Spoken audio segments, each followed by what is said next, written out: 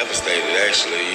Continuing coverage now on the aftermath of the federal government shutdown and the new eligibility requirements for food assistance benefits. Well, if you are what the government calls able-bodied, you could lose access to SNAP. Fox 17 News' Karen Aguilar telling us what those requirements are and brings us reaction tonight.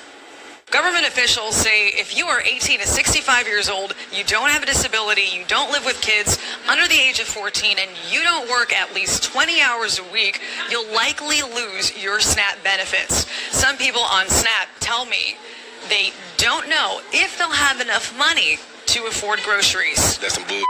Nelson Scott is on the verge of losing access to the Supplemental Nutrition Assistance Program, or SNAP. He is 38, not disabled, doesn't have any kids, doesn't go to school, and doesn't have a job.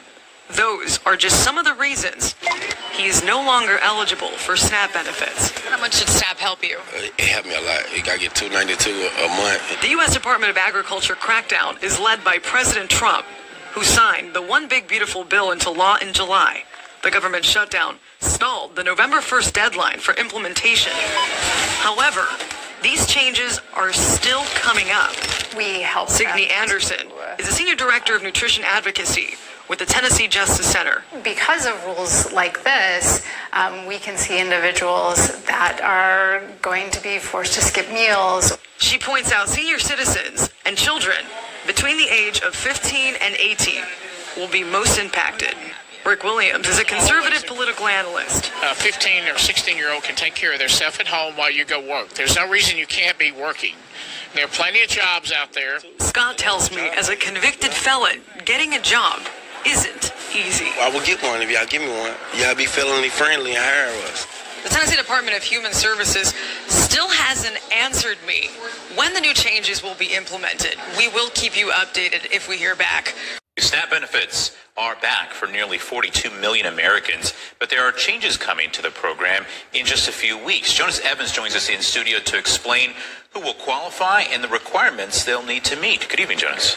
Good evening, John. Well, this all stems from what President Trump called the Big Beautiful Bill. In it were serious changes to the rules surrounding this SNAP program, and most of those changes are coming in January.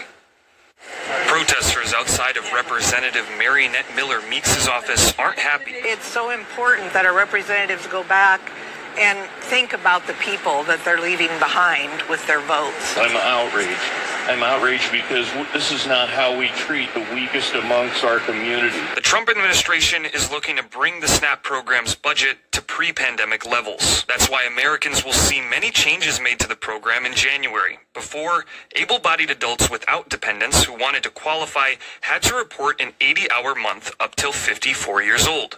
Now it's 64. Changes are also coming at the state level. Beginning in January, Iowans will only be allowed to use SNAP on non-taxable food items. That means no more soda, candy, or prepared foods. Those on SNAP with a dependent previously didn't need to work, but now the age limit for a dependent is 14 years old, meaning anyone with a dependent over 14 will have to complete 80 hours of work a month. For WQAD News 8, I'm Jonas Evans. And in case you don't know, those 80-hour work requirements also apply for community service or job training, and you can rack up those hours with any combination of the three. John?